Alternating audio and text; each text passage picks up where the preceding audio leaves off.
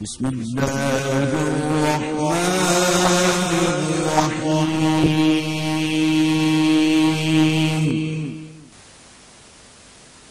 بسم اللہ الرحمن الرحیم۔ محترم سامعین، غزوہ خیبر کے دوران ایک یہودی عورت زینب بنت حارث نے نبی اکرم صلی اللہ علیہ وسلم کو گوشت میں زہر ملا کر دیا۔ اس کتاب سیرت ابن حشام جلد 3 صفحہ 221 طبع بیروت۔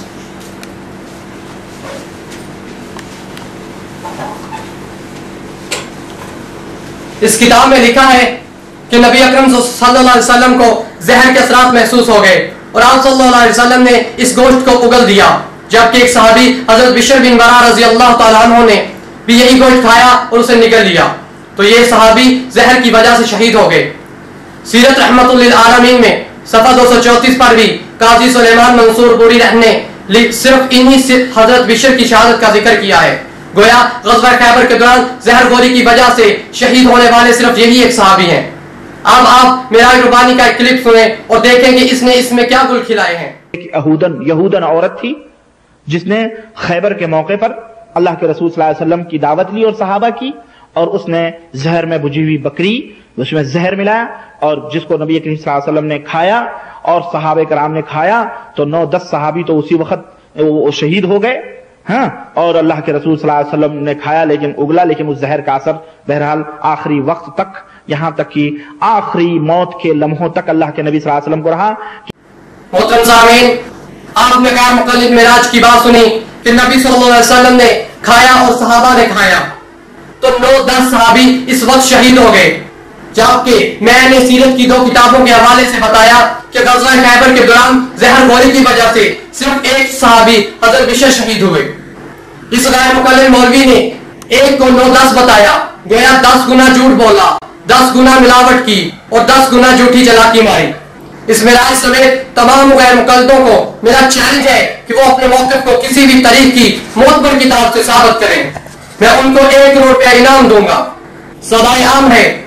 کوئی بھی غیر مقلد میدان میں آئے اور میرا چیلنج قبول کرے۔ جو غیر مقلد مولوی سیرت و تاریخ کی علم سے اس قدر پیدل ہے اور بلا تحقیق کیوں جھوٹ بولتا ہے، اس کے سامنے مدعین اسے اس جھوٹ کی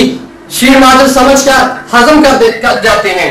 اور معراج ربانی کے اندر مقلد ٹھہرتے ہیں۔ الغرض جب یہ غیر مقلد مولوی سیرت و تاریخ کو بھی اپنے جھوٹ سے محفوظ نہیں رکھ پاتا اور اس سلسلہ میں 10 گنا جھوٹ بولتے ہیں، تو آپ کیا سمجھتے ہیں کہ وہ قابل علماء دیوبند پر تنقید کے دوران سچ بولتے ہوں گے اور وہاں بھی اپنی جھوٹی چلاکیاں نہیں مارتے ہوں گے؟ تو کیا یہ غیر مقلد اس قابل ہے کہ ان کی تقریروں اور سیریوں پر اعتماد کیا جائے؟ معراج ربانی کے سامعین و مدعین جو اس کی تقریر سن کر غیر مقلد ہوئے، وہ خود ہی فیصلہ کریں کہ ان کے غیر مقلد بننے کی بنیاد کس قدر کھوکھلی ہے۔ غیر مقلدین کے سامعین، ہر شخص نے اپنی اپنی قبر میں جانا ہے، وہاں غیر مقلدوں کے لیے جھوٹ اور فریب کاریاں آپ کے کام نہیں آئیں گی، لہذا حق کی طرف پلٹو اور ان جھوٹے غیر مقلدوں کے دم میں فریب سے علیحدگی اختیار کرو اور ان کے دم چھلے نہ بنو، اور شاعر کے شعر پر غور کرو۔ نور والی آنکھ کو ہی نور آتا ہے نظر، نور والی آنکھ کو ہی نور آتا ہے نظر، ظلمتوں کے عاشقوں کو روشنی کی کیا خبر۔ نہ وہ سمجھا نہ تم سمجھے، نہ یاران سخن سمجھے،